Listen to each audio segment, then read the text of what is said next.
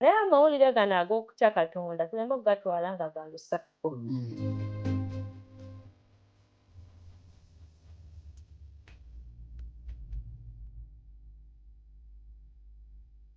Malayika si agenda okubuulira naye ffe Mukama tuweze tububuulire eri ensi yonna.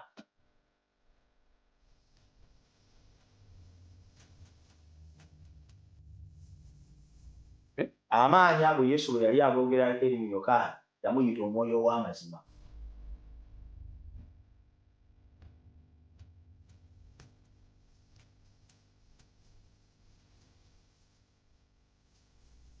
Lesson weekend katuyigire ku bigere bya Kristo. Weewaawo Amina ntwala omukisa gw'omukwano kwaniriza mu program Lesson weekend wano ku CBN amazima gatajunguluddwa. Essaawa zibeera 2 paka ssaawa 3 tubeera tugguse butereevu ne program yaffe tuyigira ku bigere bya Mukama waffe Yesu Kristo.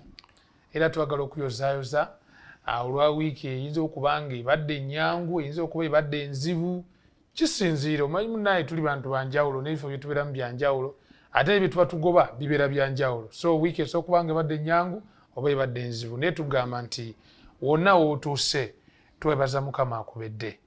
Era gwakyakaluubiriddwa tugamba nti Kristo afaayo gy'oli. Yagamba nti mujje gye ndi bwe mwe n'abakooye era abazitowereddwa nange nja kubawummuza. So bw'owulira nga muli mu mmeeme eyo waliwo ebikyagaanye tugamba nti sembera eri Mukama waffe Yesu Kristo.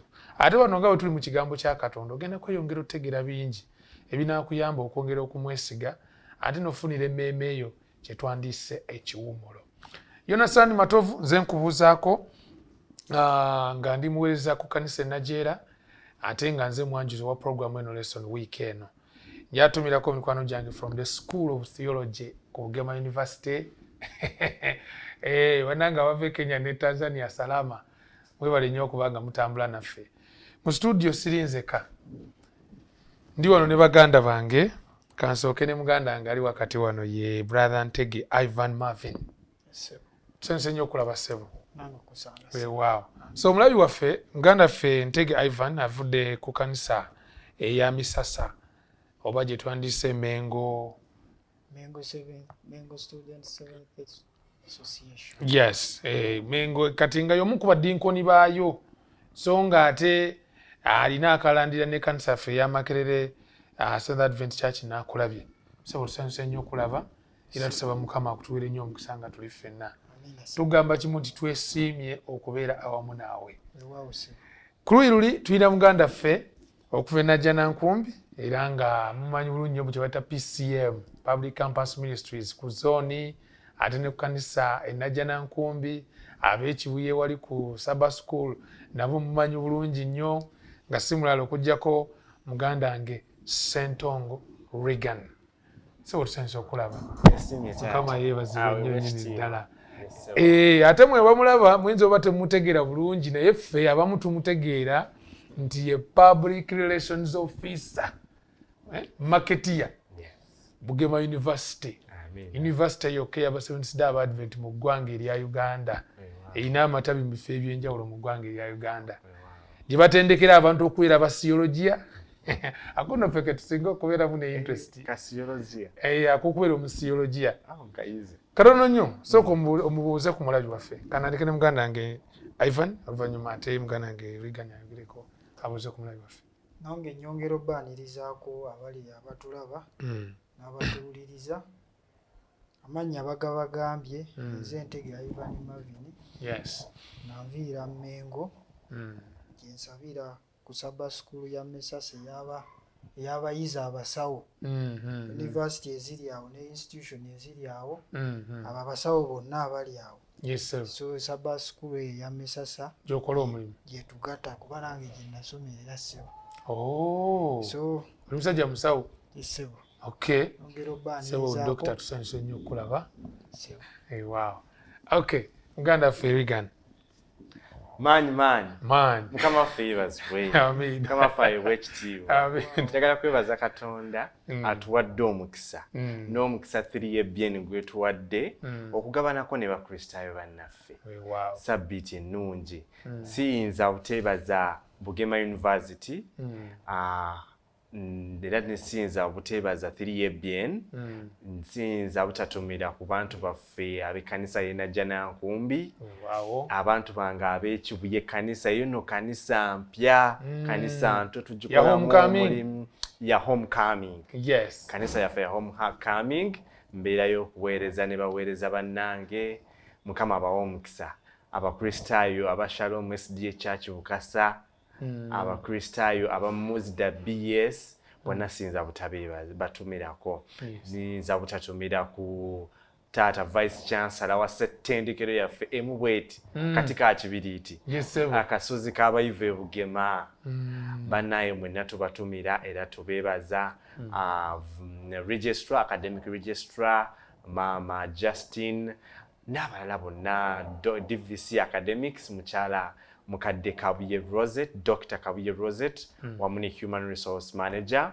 Elder Mkwaya mwenna mwebala obuweereza bwa Bugema University ate taata nno era kankayisizeewo ddala mu butikitiki kuba kati omuzadde eri agati naye aba university abo bagamba kituufu nnyo nga Bugema University twagala kubanjulira twagala basoosootolera bye tulina nga Bugema University twatandika okusomesa Olugerman era ne tukola ne memorandum of understanding n'Abagerman ng'abaana abasomye obusawo Bugema bafuna emirimu German. It's on record. Era njagala kukoowoola mwenna abali eyo mujje mwegatte ku Bugema University musome short course eya German olumala okusoma Olugerman nga tukugobera ku by'okufuna omulimu era eyo opportunity weeri. Taata era twawadde ne bursaries abasomesa basasula emitwalo 28 okusoma mu holiday. Can you imagine? Yes, aba diploma n'aba degree twabawadde tulinayo sessions mu May ne August ne January ne courses endala zonna. Era taata tetukomaawo waliwo abaana baffe ababeera batasobodde kufuna bubonero bubiri 2 principal passes ezikutwala mu university direct. Kati Bugema University erina kye tuyita higher education certificate. Ojja n'ogisoma mu myezi 8 gyokka awo n'ogenda n'okola degree gy'oyagala. Yes, sir. Unga just oina principal pass emu oba 2 subsidiaries. Ebyo byonna ssettendekero lyaffe ebiteekawo okulaba nti ebyenjigiriza tugattako ettaffaali ery'amaanyi. Ate era akasembayo tulina kye tukola kye tuyita mature entry. Yes, sir. Obanga omanyi okuwandiika n'okusoma Bugema University ekugamba jangu okola ekibuuzo ekyo ng'ennaku z'omwezi 11 June otandika eddiguli gy'oyagala. Toyanza nnyo sebo toyanze. Omanyi munnange atulaba eyo eyunivasite yaffe ffe twakula tuloota ekirooto kimu okulinnyako mu luggya lwa yunivasite y'e Bugema. Era twesiimye nnyo okubeera nti naawe gy'oli eyo agyenyumirizaamu tugamba nti you can be part of the school of the land. Okubeera ekitundu ku basomi abaasomesebwa oba abaayigirizibwa bw'obanga weegase ku Bugema University. Excellence in service. Katusooke tuwombeke tuweeyo okusaba ate oluvannyuma tubeere nga tutandika butereevu lesoni yaffe Foundation for Prophecy ye namba 7 oba emisingi egy'obunnabbi. Muganda ffe Ivan Soko gwe butuuleesa. Ali tulaba katweyombeke olw'okusaba. Ogulumizibwa weebwa ekitiibwa taata atudde mu butaggwaawo. Tukwebaza olw'ekisa kyo n'okwagala kwe bitubedde ffe aboonoonyi. N'otusaasira n'otuusa ku lunaku luno olw'omukaaga nga tugenda okuyingira sabbiiti yo. Taata jangu otuwe omukisa obeere wamu naffe. Byonna bye tuyize okuyita mu wiiki. Tuzze wano taata ku lutimbe luno tusobole obigabanako ne bannaffe abali eyo abatulaba. Taata tukusaba nabo bawe omukisa ogulewo amatu gaabwe ag'omunda basobole okubiwuliriza n'okubitegeera bisobozese okutuuka mu bwakabaka obw'omu ggulu. Otusaasire otubeere nga tukuweereza bwentyo bwensabye byonna nga mbisa mu nnya ly'omwana wa Yesu Kristo Mukama waffe. Amiina. Amiina. Sewa Ivan weebale nnyo. Weebalire ddala essaala eyo etuyingiza butereevu mu ky'okuyiga kyaffe kino Foundation for Prophecy. Tuli ku kifaananyi kino ekipya. Yes. Emisingi egy'obunnabbi. Nabaddeko awo nga ngezaako okufumiitiriza ku nsonga eno. Neenzijukira lumu lwe nasooka okulinnya ku lusozi. Si nsozi zino ez'amaanyi banne temutya nnyo mugamba nti omusajja kuno yali akyaddeko erigo lw'enzooli. Nali ngenzeeko ku lusozi lwaffe bayita Lwansasi. Kati ffe essomero gye nasomerako CU okuva mu primary 2 paka mu primary 6 bali baliyita Lwansasi CU Church of Uganda. Twazanyiranga eno akapiira naye lumu enseenene zaagenda ne zigwa ne zindeetera okwambuka paka ku lusozi waggulu eyo tukwate ku nseenene nyingi. naye mwattu gye nakoma okwambuka olusozi nalabira ddala nga nze ndi kasirikitu ng'olusozi luli lugazi. Kati olaba njogera ku Lwansasi olwo abatera okwambuka zi mountain Kilimanjaro zi Rwenzori z'Erigoni lusozi kyerulalo nerabidde mu Uganda ng'ogyeko ezo enawe nazo gyeziri. Kikyembala njala okugjayo nga tutandika nti ekyokuyiga kye tugenda okutunulira mukwano gange atulaba tuli mu kutunulira Katonda omugulumivu. Manya abasajja abasiyologiya bamanyi kye njogerako nti Katonda is condescendent. Waliwo tumulaba nga asse wansi najja eno gye tuli ffe n'alya naffe emmere mwattu n'afiira wakati mu ffe ate n'azuukira atusitula otutwala gy'ali. Oba kiraba naye ku luno ekifaananyi tutunulidde nnyo ekifaananyi kya Katonda mu bugulumivu bwe nti ali eyo okutangaala gye kuli okutasemberekeka.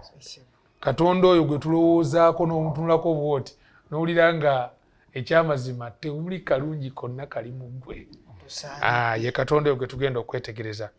Era wano Isaaya waliwo eddoboozi lyawulira mu Isaaya 6 Isaaya essula 6 olunyiri olw'omunaana lwejala tutandike nalwo. Isaaya 6 olw'omunaana Bayibuli egamba nti ne mpulira eddoboozi lya Mukama nga lyogera nti naatumaani era n'atugenderera ani ne ndyoka njogera nti nze nzuuno ntumanze. Omulaba wano twali tusoma edda Jemu yagamba nti bateranga otubuuza ekibuuzo nga kigamba biki ebyali bimaze okubaawo. Baatuwanga sentensi n'ogisoma nti zinunula omunaku bw'awulira eddoboozi ly'engo n'amanya nti olugendo luguddemu omukoosi.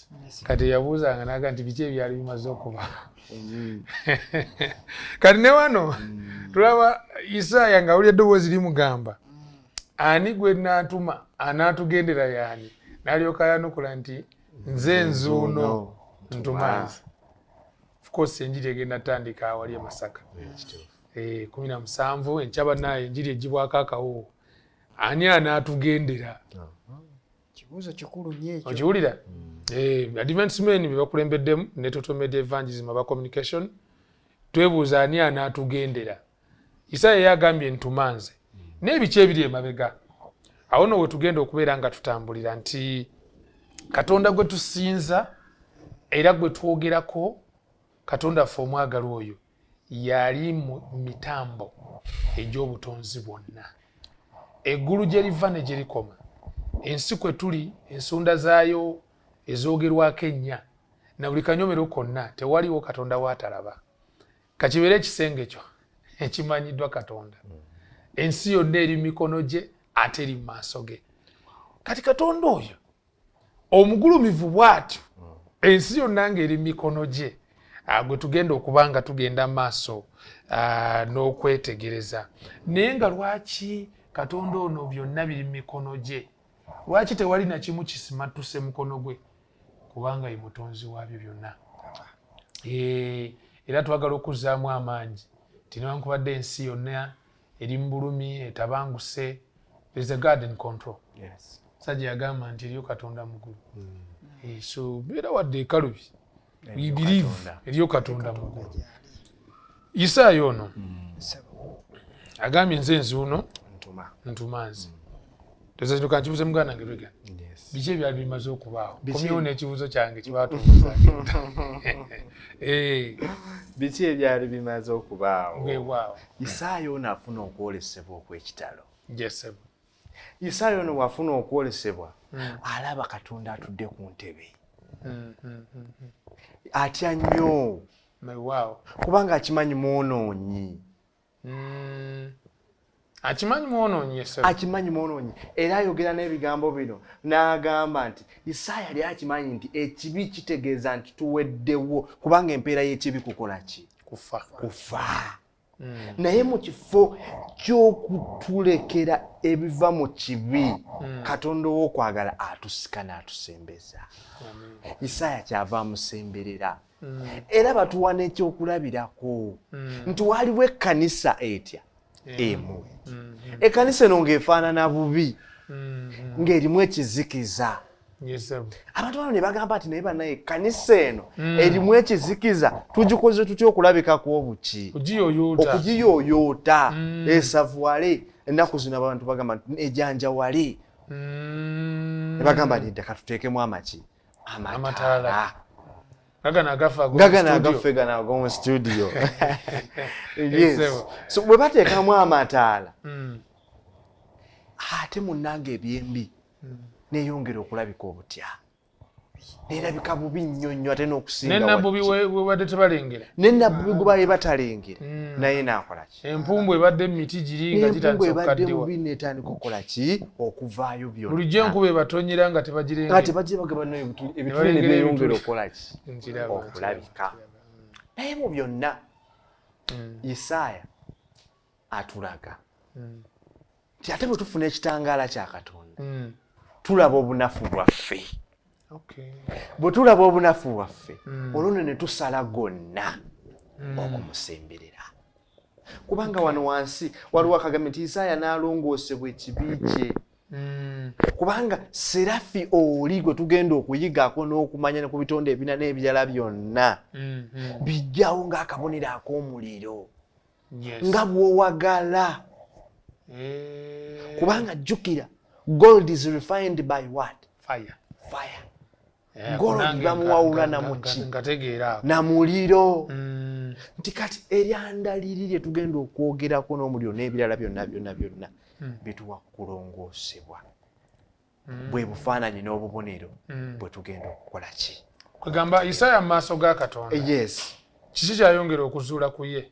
Sagala nnyo kyazudde Katonda ku ye mu maaso ga Katonda. Mu maaso ga Katonda yayongera okulaba ekisa mu maaso ga Katonda n'okulongoosebwa. Ate ye kye yeezuulako nga Isaaya. Yeezuulako nti mwonoonyi. Nkulaba. Yeezuulako nti mwonoonyi. Yes. Naye twebaza Katonda kubanga Yesu ye yennyini yannyonnyola n'obuweereza bwa Yokaana Omubatiza era n'agamba nti yali ttaala eyaka emasamasa nammwe mwagala ekiseera ekitono ekyokusanyukiramu okutangaala kwe wadde nga ddala Yokaana yennyini yali mwonoonyi eyeetaaga ekisa n'obulokozi obuweereza bwe bwa nsonga kw'oyo yekka eyali asobola okuleeta ekisa n'obulokozi. N'olw'ensonga eyo Yesu yajja ng'ekifaananyi ekituukiridde eky'ekitiibwa kya Kitaffe n'eri Isaaya yennyini. Kyova olaba era Isaaya amaliriza ng'agamba nti Isaaya yamala okutegeera nti ekibi kye kirongoosebweddwa ddala n'alyoka agamba nti nze nzuuno ntuma.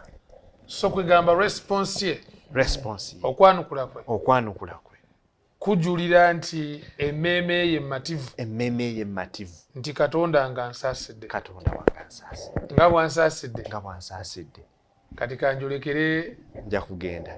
Amin. Ngana ngoyinza obako nekyo oyagala okwongerako ku nsonga eyo tunaba kugenda muwala mu maaso sebo tweyanza nnyo. Ebigambo muganda waffe byayogedde bibadde bikulu nnyo ku katundu kano aka Sande. Bwe Isaaya bw'atuuka mu kifo ekyo n'alaba entebe ya Katonda n'obutuukirivu obiriyo bw'osiyongera okusoma ku mwoyo w'obunnabbi annyonnyola n'agamba yagenda n'amalala gonna. Bwe yali ayolekera mu kifo kino okusitulibwa yagenda ng'amanyi yasaanidde kuba bannyonnyola mbu yali abuulidde nga babuulidde bo alaba ebyo ebibuga byali abuulidde ng'alaba bo bakyamu nnyo boonoonyi nnyo nga ye mutuukirivu mu katawuni nga ye alaba ye mutuukirivu ye mubuulizi. Kati atuuka mu kifo ekyo Katonda n'amubikula n'amugamba kwe kugamba mu butuufu sisaanidde kwe kugamba ebigambo ebyo n'abulira ennaku nnyingi Katonda n'amusaasira. So naffe ebiseera ebisinga tujja n'olaba oli muweereza n'olowooza mbu ggwe okize abalala goli wa kitalo nnyo naye Katonda wanaakubikula bw'oti ng'otuuse mu kifo ekyo ekitukuvu wali ogenda kulaba nga tosaanidde ate nga Katonda yennyini yatulongoosa nga bwe yamulongoosa. Weewaawo munzijukiza statement y'omusajja omu gye yakola njala kulowooza nti wano etuuka nawo egamba nti gy'okoma okulaba Katonda era gy'okoma okuzuula ebyama ku Katonda abalala boolya be batazudde otandika okufuuka omuntu omukkakkamu era omuntu yenna gw'olaba nga omutwe gwe gutambula guli waggulu bakiyita being high minded heady oyagala kutambulira mu bbanga kye bayita tukya malala omuntu yenna ayolesa amalala era nga mu nkola ze n'entambula ze amalala mangi ebiseera ebisinga kabonero akalaga nti ayinza oba amanyi Katonda naye tamanyi Katonda kubanga Isaayi ono bw'abanga ye bw'atunula bw'ati mu maaso bw'amala kufuna okwolesebwa kuno akakana kati gwe atakakanye tulina bukakafu ki nti ddala Katonda wamulaba ogira okirowoozaako mukwano gwange atulaba eyo at a great project lesson ekirala nze nange kyenjagadde nti bw'omala okulaba Katonda ekusaasira kwe n'okufuna weesanga oyagala genda kumuweereza era enjiri eno gye tulimu gye tubuulira olaba omuntu tusika busisimuguwa bannaye bulaaza lyantugende tubuulire enjiri bannaye enjiri y'abaami essimu zammwe muzikozese n'alema ozikozesa n'ebiringa ebyo ng'ekintu akisimbira kuuli kiyinzika okuba nga Katonda ono gwe twogerako tannamulaba kuba Isaayi ye agamba nze uno ntuma nze ku byenkuzuddeko nandibadde nsaanawo na busaanyi mu maaso go bwe tulaba nga yandibadde asobola omusaanya personally nnamu endowooza egamba nti bw'oba oli maaso mwa Katonda bw'omulabako ekyo kyokka kyandikumaze okuggwawo kuba ekitiibwa kyekyo nze nkiraba ng'omuliro gwennyini oguyinza okusaanyawo n'ensi naye mu bugulumivu obwo bw'alina mpoomeddwa nnyo ekigambo kyogedde nti ate musaasizi mukwano gwange atulaba tugenda sooka tuwumulemuko bwe tukomawo twongere okulaba ekifaananyi kino ekya Katonda ono atudde ku Namulondo abamwetoolodde bano be baani era bo bakola mulimu ki era Katonda affe oyo okubeera ng'atudde ku Namulondo ye eyo etasemberekeka mawulire ekyamalungi agalimu erifa abatudde eno ku nsi sa Mukama akuwa omukisa katuwumulemu ate oluvannyuma tukomewo.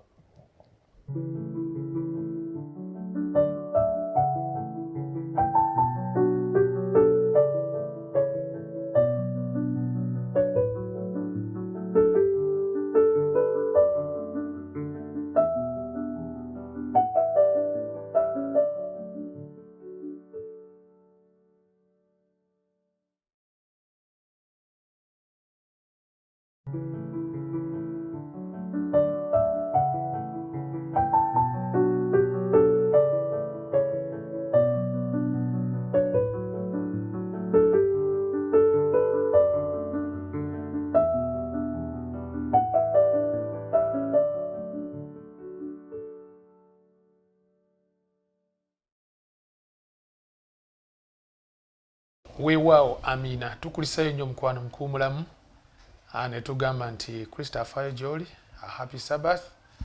Yes kiramuso kye ekira kye neerabidde Mukama mulungi ennaku zonna Mukama mulungi. Yonasaani Matovu ndi wamu ne muganda nge Ntege Ivan Marvin okuva e Mengo awamu ne Ssentongo Regan okuva e Najjanankumbi ono nga ye Public Relations Officer Marketeer Bugema University.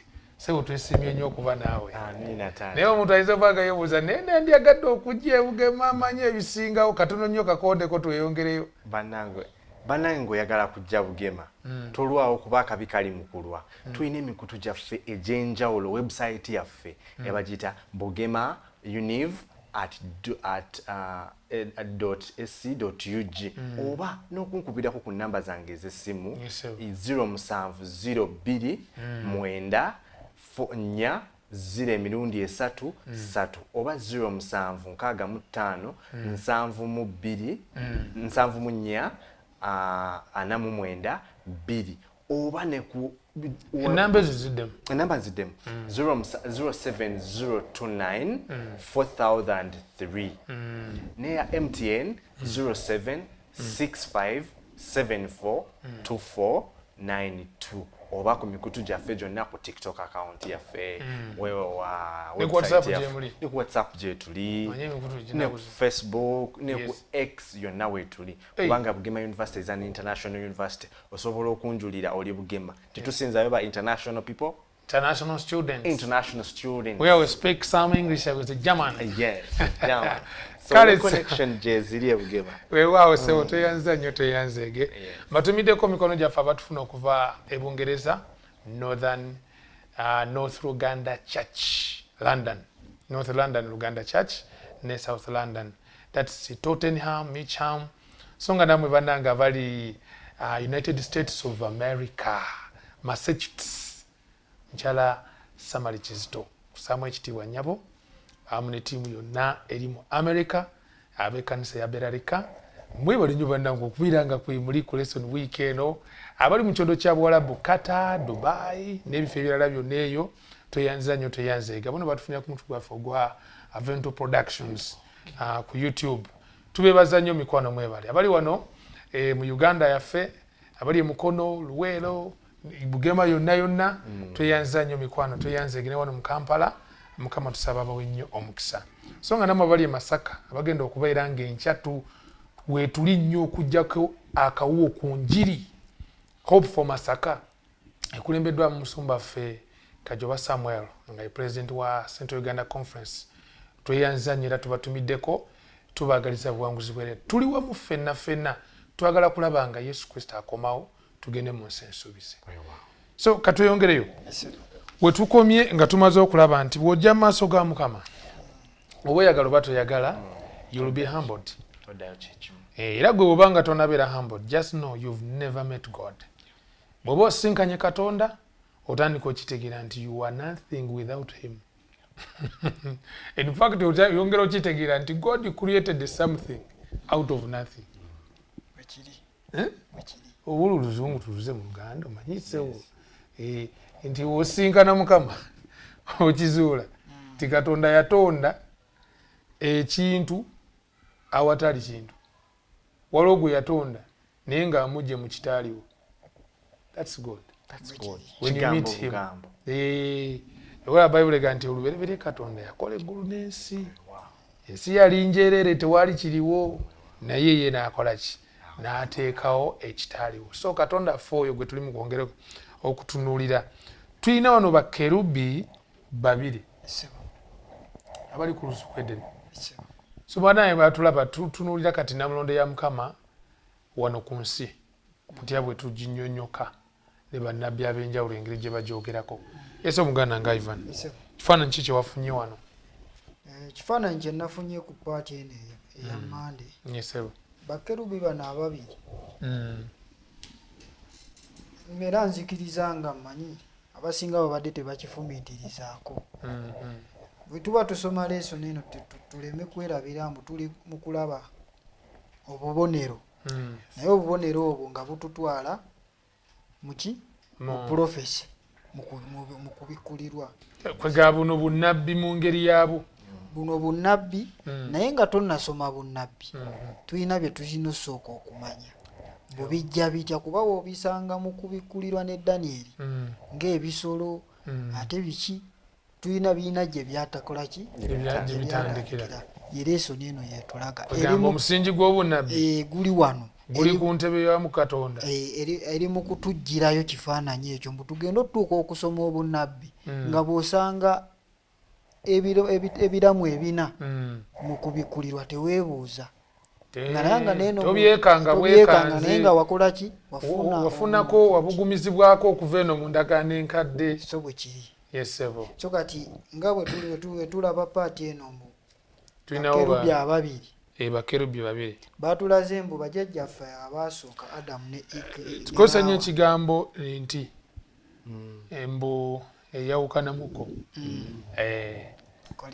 yesebo so bajjajjaffe abaasooka yesebo bwe baayonoona Mukama waffe Katonda n'abajja mu lusuku Edeni yateekawo bakerubi ababiri abo n'abateekawo n'ekitala ekyekitangaala. Ekyo ne kituleetera okumanya nti yeeyo throne room ya Katonda gye tusooka okulabirako ddala mu kitabo kya lubereberye. Ku nsi wano kwe tuli Katonda asembezzaawo entebe ye. Asembezzaawo bwe baali tebannayonoona baatambuliranga mu ekyo ekitangaala.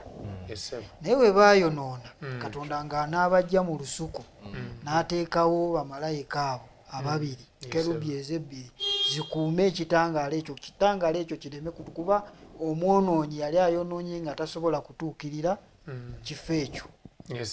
Ekirimu Katonda. Jjukira Katonda yali abeera wamu nabo, atambula wamu nabo nga n'ekitangaala ekyo baalinga wamu nakyo. Ngezako kifuna.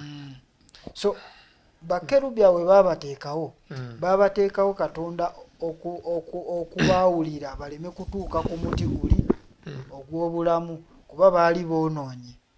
Kati nkubamu abasajja abasinga beebuuza ekibuuzo ekyo, singa bwe baayonoona Katonda n'abaleka okulya ku muti bandibaddewo singa baamugolako ng'ate boonoonye kibala eky'omuti ogw'obulamu kyandibadde kitya? So ebimu ku naweza emyaka gy'omutwalo naye nga tofa ate nga punishment yali nti olidde olina kukola ki? Kufa. So kati tulabanga ekitangaala ekyo Katonda kye yateekawo baleme kutuuka mu luuyi luli kyatulaga ekifaananyi Isaaya kye yalaba eky'entebe eyo kuba agamba mbu Bakalebu ababiri abali ki? Kati ekyo kitugirayo ekifaananyi ekyo mbu ekitiibwa kya Katonda kyali ku nsi ng'ensi tennakola ki?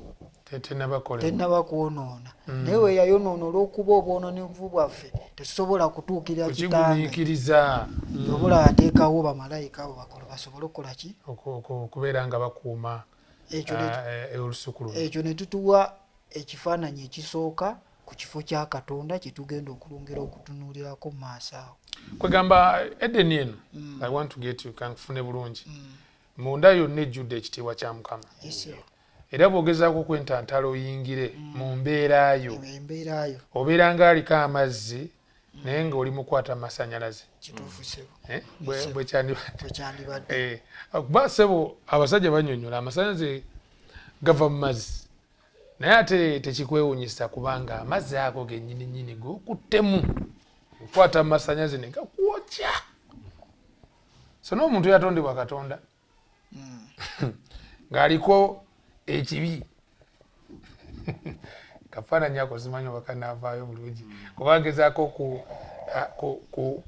kunyweza ky'oyogedde muli mu birowoozo byange nti bwe neetantala okusemberera Katonda ono omugulumivu ow'ekitiibwa nyinza okunzika ate nga nfiiriddwa obulamu kubanga ekitiibwa kye kirabikira ddala ng'omuliro ogwaka gwennyini. Kati ebyo byonna nga bimaze okubaawo kati wano enjiri wejjira gye tulaba mu lubereberye 3:15 Katonda ataddewo ekifaananyi nti tulina omwana okuzaalibwa atununule. Kati connection yokka gye twalina okuddamu okusemberera ku kitiibwa kya Katonda gwe mwana gw'endiga ogwo gwe boogerako. So essuubi lyange okuddamu okuyimirira mu maaso ga Mukama lyali mwana gwa n'engabana ku kitiibwa kino ky'oli mu kwogerako ye Yesu Kristo yekka y'ayinza okutuleetera essuubi eryo okuddamu okusemberera.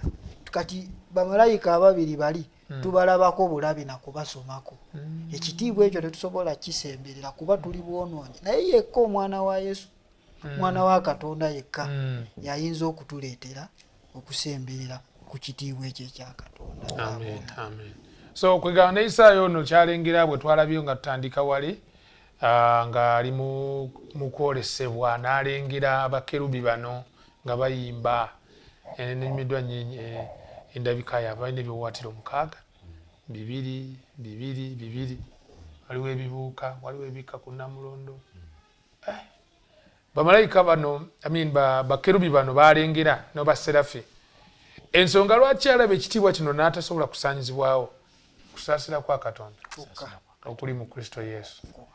ndowooza banaye ndowooza ennyimba zino twongere oziyimbira ddala ennyimba za kristo kuba kerubi ne serafi bona bakusinza katonda fuga ebintu byonna. Oli mutukuvu. Banaye tuli mugenda mu maaso katwongere okwetegereza obulungi ensonga muganda ngenda atowadde otuwumuzzaamu bulungi. Waliwo ekifaananyi kirala wano ekifaananamu amanda agookya oba eryanda eryokya.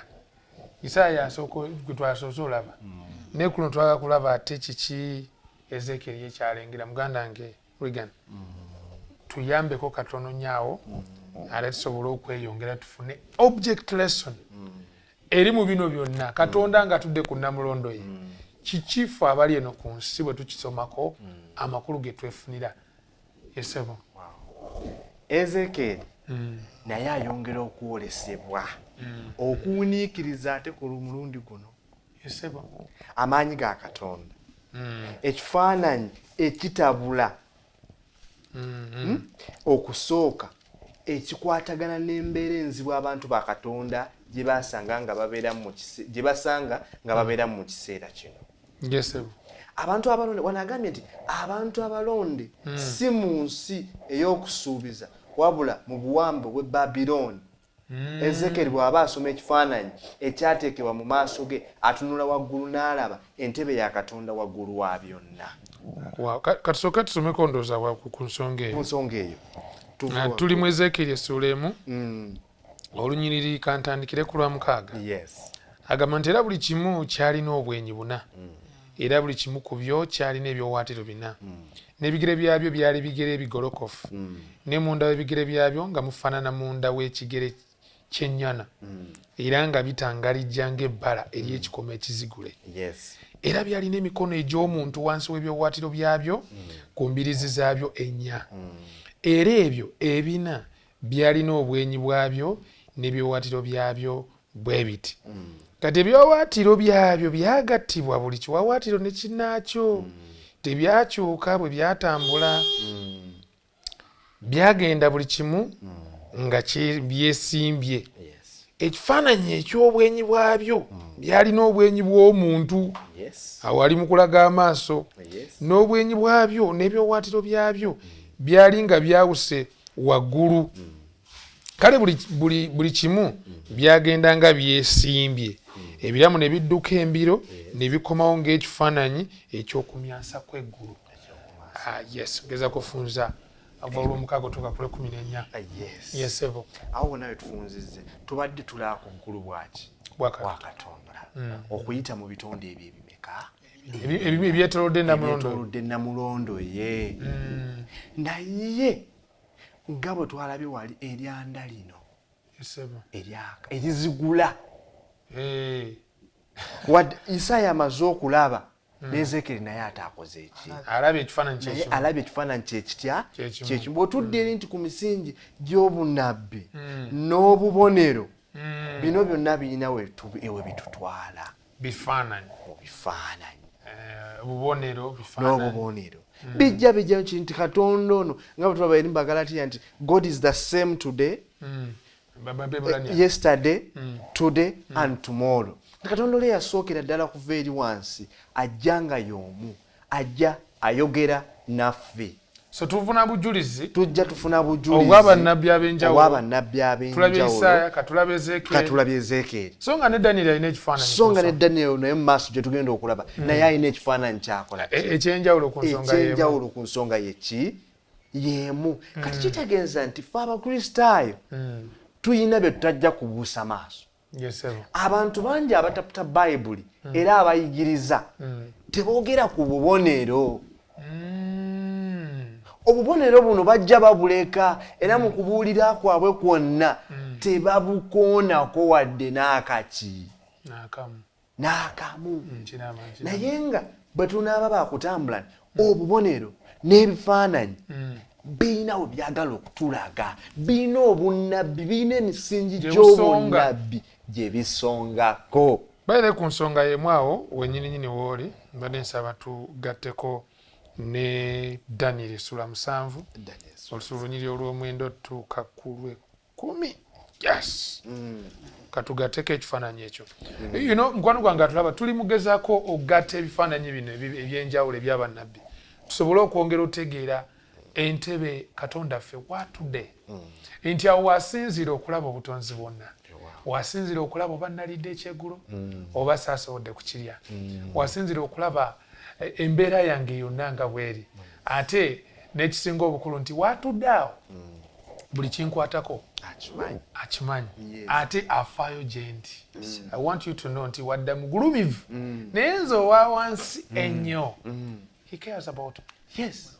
N'abaana okumanya nti alaba n'abaana b'Isirayiri abaali mu buwambe Babilooni Jesebo byonna ng'abiraba.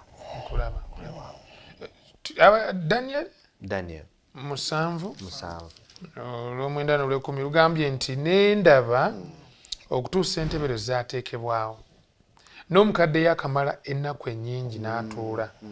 Ebyambalo bye byali bitukula ng'omuzira n'enviiri ez'oku mutwe gwe ng'ebyoya by'endiga ebirungi. Entebe ye yali nnimi za muliro ne bannamuziga baayo muliro ogwaka. Omuggo ogw'omuliro ne gutiiriika ne gufuluma mu maaso ge. 10,000 baamuweereza n'obukumi emirundi 10 baayimirira mu maaso ge. Omusango ne gubaawo. Ebitabo ne byanjuluza. Oze bifaananyi byonna bifaananyi. Kubanga era ayogera ne ku Musa. Ne Musa naye era yayolekesebwanga ebifaananyi. Kubanga nagambye nti nno buli lwe tulaba entebe ya Katonda kakibeere mu ssanduuko ey'endagaano eya bulijjo eyakola ng'ekifo Katonda we yasisinkaniranga ne Musa oba okwolesebwa kw'abannabbi okuwuniikiriza bakerubi. Katonda byonna byakolebwa okulaga ekitiibwa kye. Katube nga twogera ku mangu ddala, katube nga twogera ku lulyo lw'omuntu olwakolebwa mu kifaananyi kye oba bamalayika abateekebwawo amangu ddala okumpi n'entebe ye ey'ekitiibwa. Tetusobola kwogera ku kitiibwa kya Katonda, tetusobola kwefumiitiriza ku kitiibwa kya Katonda nga tetwogedde ku bubonero. Bino bifaananyi ebikozesebwa n'ebifaananyi byonna bino ebikozesebwa okutuyambako okutegeera entebe ya Katonda. Okusiiga nti leero bwe nkusiigira nti eggulu ligenda bba weerite mba ntunudde mu bubonero Katonda n'ebifaananyi Katonda byazze ng'alaga abantu be. Ebyongera okunnyonnyola Namulondo, ebyongera okwogera n'okulaga Namulondo gye n'ekitiibwa kyonna ekigikola ekiriko. Ebyo nno ne kimpa amaanyi n'okuba nga ntambulira mu kkubo eryo nsobole okukituukako. Amiina. Kwegamba mukwano gwange atulaba bw'obanga oli mu kirooto eky'okugenda tutuukako mu ggulu ndowooza ebifaananyi otandise obirengera. Abamu ku baba ogenda osisinkanayo nga wakatuukayo Mukama alyanguye olunaku olw'okudda kwe obanga we want to be there, twagala naffe tubeereyo. Muganda wange olina kweyongerako, twagala kubanga ate tuwunzika.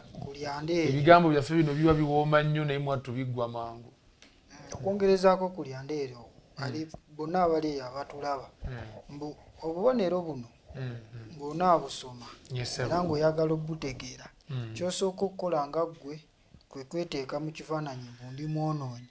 Naye mu byonna Katonda ye mugulumivu ate yatudde mu njagala kusoomooza mu Katonda kweteeka mu kifaananyi nti ndi mwonoonyi oba for sure ndi mwonoonyi. Ng'oli mwonoonyi ddala tukitegeere nti tuli bwonoonyi, tukitegeerere ddala mbu tuli bwonoonyi. Naye mu byonna tuyina eyatununula neyatuteekako Eryandeero lye boogerako wano ku paati eno eya Tuesday. Eryandeero lye ligenda otulongoosa mu kifaananyi ekyo kye balaga entebe ya Katonda weeri. Kiraga kifaananyi mbu byonna bikolebwa, byonna ebyaliwo n'ebyabeerawo Yesu yekka yasobola okututukuza. Amiina.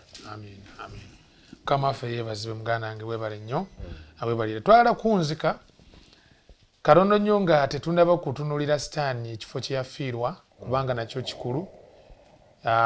okusinziira ku bayibuli Stanley omu ku abo abaali bamalayika abasukkulumu ayinza kukkiriza yali abasinga bonna era nga naye yali ku mukono ŋŋambe ntya yali omu ku bamalayika abaali ku mukono oba gwa ddyo oba gwa kkono ogw'entebe ya Katonda otombuuza nnyo kuba sinnatuukayo naye ndi mukakafu nti he was there yaliyo naye twagala kulaba Katonda ono ne namulondo ye ng'ate ku luno ali wakati mu bantu be kuba olina kogezi noyogereko nti Musa naye alina ekifaananyi kye bwe yagenda mu lusozi n'amalayo ennaku 4 n'atuuka n'ogamba Katonda nti njagala nkulabeko alyoka alabe ebibegaabega tujukira wawo ndowooza n'atuuka n'okukomawo abantu ne batya okumulaba baga nti gwe oba oyagala ne Katonda ffe twagala nakuddamu kuwulira ddoboozi lye ng'ekitiibwa kibayitiriddeko.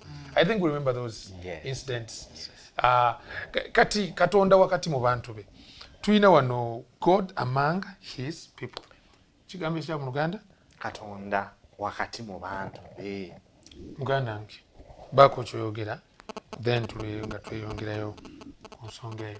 Katonda wakati mu bantu be. Tuvuddeyo mu ggulu abatulaba katuli ku nsi. Tuli ku yeekalo y'oku nsi.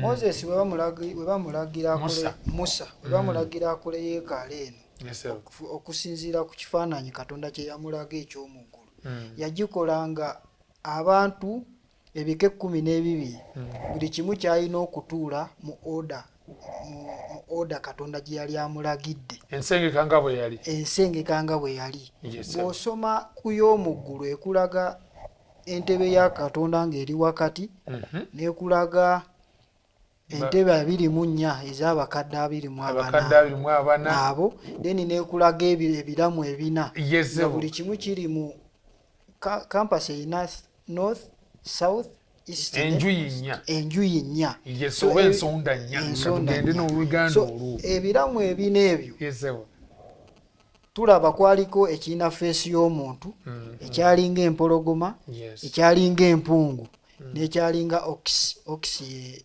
eringa ndogoyi kale ente ekifaananyi ky'omuntu ekifaananyi ky'empologoma kyatuulanga mu east kuba abaana ba Isirayiri gye baayingira ebuvanjuba then ekyempungu kyali mu south kyali waggulu mu north then mu south eno waliyo ekyomuntu feesi y'omuntu kati ebugwanjuba waliyo ekyente kati ebyo ebitonde ebina n'okwo odala eyo ensengeke eyo nga bw'ogiraba kyekifaananyi ekyali wakati ku yeekalo y'oku nsi. So kati ebifaananyi bino bina by'oyogedde bye byetoolodde entebe ya Katonda yeekaalu oba awatukuvu awali wakati so nga bw'oyingira eri munda mu yo mu kifo kye bayita ekisinga obutukuvu awatukuvu most holy place ejjo gy'osanga essanduuko munda mu yo mulimu amateeka kati kyekiri waggulu ku gundi ku ssanduuko kwaliko bakerubi 2 abeetunuulira nga babisse namulondo ekitangaala mwe kyavanga. Kuba ekigambo kye nalabye ne kitegera bulungi shakeni kyekitangaala ekyo ekiva ku namulondo ekyo ekitiibwa kerubi ezo 2 tezibikka kyekyo ekitiibwa kye bayita shekeni. So kati eyo ensengeka n'abantu ba Isirayiri abaana ebika 12 baatuulanga bwe batyo. Ebika 12 obigabanyamu emirundi 3. Abasatu baatuulanga ku gundi enjuyi 3 12 basatu naye baaliidingibwanga ekika ekimu mbu ebuvanjuba ekika ekyabaliidinga kyalinga kya Yuda then eno waggulu mu north ekika ekyaliidinga nga kyali kya Dan. Kati eno mu west ekyali ebugwanjuba ekyaliidinga kyali kya Efurayimu. Then eno wansi then ekyalidi nga kyabeeranga kya gaadi. Kati ebyo ebika ne biri ebibiri bwe bito bwe baatuulanga mu yeekaalu. So Katonda ali wakati mu gwo kyobola bagambye wakati mu ki mu bantu. Muganda wange toyanza nnyo so Katonda bw'atyo bwe yakola ki naye nga byonna nga woobiraba tulaba enteekateeka ya Katonda. Kati gwe oba oli eyo sooka omaleyo ensonga bw'oba oli eyo n'ojja mu yeekaalu okusinza nga yeekaalu kintegeke nga bw'erina kutegekebwa nga buli kimu kiri eno bwe kitesisuubiramu nagalaale oba ozze kusinza. So enteekateeka eyo Katonda abeera mu nteekateeka eyo wakati muffe. So ekyo ekifaananyi ekya yeekaalu ku nsi yaffe ekimu n'ekiri mu y'omu ggulu. So kati kyebayagadde okutulaga Katonda ali wakati kuba ye entebe ye yalinga wakati ebiramu ebina ne bibyetoola n'ebika 12 embase ey'eggulu ku nsi. Katonda nnyo kinjagala okwongera otegeeza. Katonda ono alina Namulondo ye mu ggulu asiimye ne ku nsi atusiigira ekifaananyi kyekimu kyenyu kyagoba like nga Katonda. Saagala kubuuza bibuuzo bina tukalubiriza bulamu naye Katonda kiki kyalubirira ennyo mu kuteeka yeekaalu ye wakati mu bantu? Muganda ngiriga nsimanyi oba oyinza okumpa ansa ne tuvaawo awo. Katonda zirabye nga kyalubirirwa mu bantu be okubabeeramu bamusemberere bamumanye bamutegere. N'olwaleero mu byonna byonna bino byonna bye tuyiza obubone n'obunabi na buli kimu atusembereza Kristo.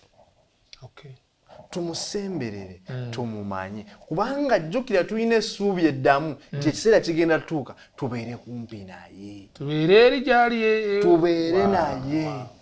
Kati omuntu gw'otabadde atakwewadde musemberera kiyinza okutukalubira. Nze ngamba nti Katonda abeera wakati mu bantu be nti omukisa guli bwe gunaba gutuuse tubeere naye nga tulemumwekanga kubanga tugenda kutuulako naye. Era nze nzikiriza nti ekiseera kijja wetugenda okutuulako ne Mukama waffe nga tumusemberedde. Nduuza nga ife bakerubi. Ekyo kyo kyoyogedde ekisembyeyo tugenda kikolako. Omwana yagamba tugenda kikola cakes justice. Tubeere bakakafu ddala abaana ffe tugenda bakerubi. Tuyinza no n'okusinga bakerubi. Naye nga twagala kuwunzika tutya Katonda ono ayagala kutwetegeeza. Nga bwagamba nti bwe naba mumwe nabbi neetegeezanga gy'ali. He wants to make himself known to us. Ate nekira ayagala naffe tuwuliremu olungu tufune ku lungu banguba olumusemberera. Olungu banguba olutegeera. Olungu banguba lutegeera. Kuba ate ekyakabi Mukama atuwekisa tumusemberera kubanga wali awaddako twalaba Sitaani Lucifer eyali kerubi omukulu abikkako.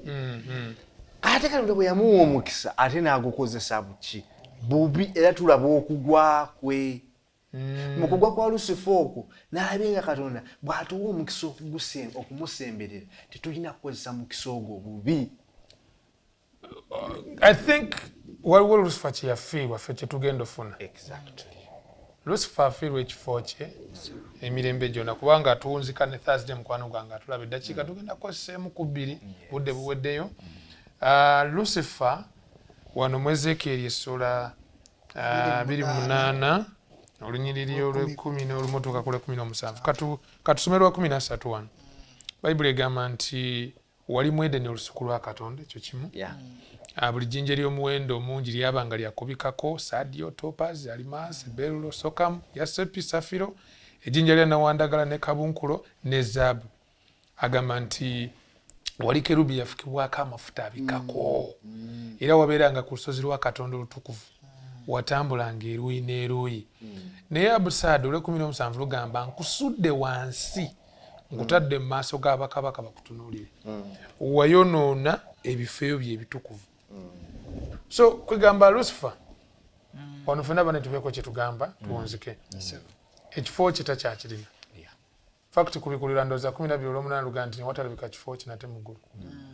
So wagamba takyakirina naye ffe ate abatuuka abakkiriza tulina omukisa on the other hand awo ensaba tuwunzikire mukisa kifa ate gwe tufunye mu kugwa kwa Lusifa gwe tuba tuwunzikira muganda nga Ivan Bako kyogamba mukisa gwe tufunye kugwa kwa Lusifa nti tulina okukola n'amaanyi mu bukristaayo bwaffe nga tutambula bw'omukisa ogwo we gubaawo bw'osoma mu obunnabbi annyonnyola ebifo ebyo Lusifa ne zimalayika ze zaagwa mwe zaava fe abanaaba abawangudde ensi eno mwe tugenda okukola ki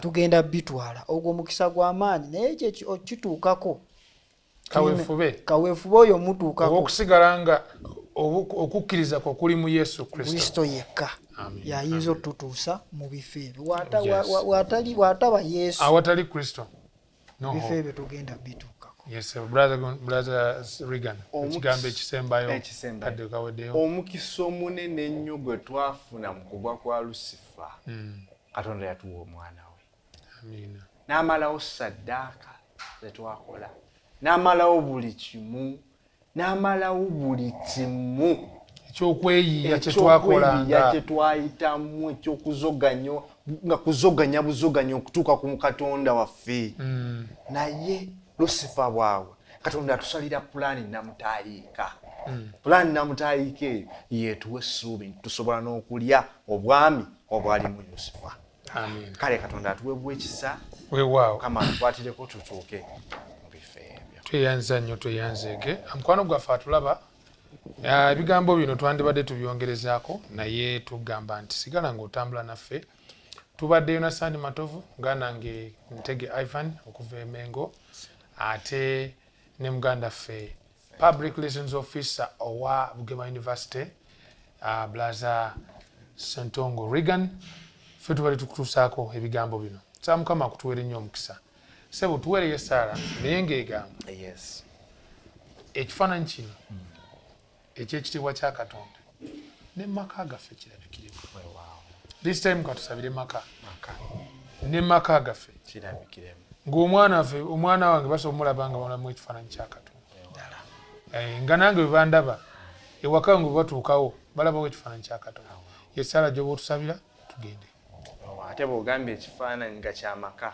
sinza butatumira ku mukyala wange mukyala Sentongo Patience Naluge mukadde n'omukyala Baserugo Mathias twebaze Katonda waffe ayinza byonna twagala kwebaza kubanga ozze ng'otema empenda okukulaba ng'otutuusa ku Namulondo yo fe abataalabako naffe otuwadde omukisa okulabako otutereddewo obubonero ebifaananyi byonna bitulabise era bitujjukize enkola zo zonna Katonda waffe kyokka mu byonna n'ogenda otuwa Kristo okubeera eryanda eritutereeza nga bwe lyatereeza Isaaya n'abalala oluusi tulemererwa mu bunafu bwaffe kubanga emyoyo gyagala naye ebibiri minafu naye mukwano tulina essuubi eddamu mu ggwe nti leero ojja kutambula mu naffe Katonda waffe amaka gaffe jangu ogabeeremu nga bw'ogamba nga bw'otulaze nti wabeera wakati mu bantu bo jangu obeere mu maka gaffe taata otuwe amaka amalungi agavaamu abaana bataata bamaama abo abasobola okuyimirira ne bakukiikirira buli wamu Katonda waffe tetuyinza butakwebaza olw'ekisa ky'otuwadde okumanya ebyo by'oyagala era ebikusanyusa n'abalala bonna abali abatalina bimanya bawe omukisa okubimanya obuweereza buno obwa 3BN n'abakozi na buli muntu afuba okulaba nga bugenda mu maaso bawe omukisa ogutaliiko buyinike katulabe obugabirizi n'omukono gwo ogw'amaanyi nga gukola mu bulamu bwaffe mu linnya erya Yesu Kristo Mukama waffe tweyanza nnyo mukwano tweyanzeege ate muganda ffe webale nnyo balire ddala tukugamba nti sabiiti ennungi gye tukwagaliza ekisa kya Mukama ekitagerwa nakyo tukikwagaliza era tujja kuba tuddamu ku Friday janga twaniriza sabiiti ekisa kya Kristo kyeyongere gye muli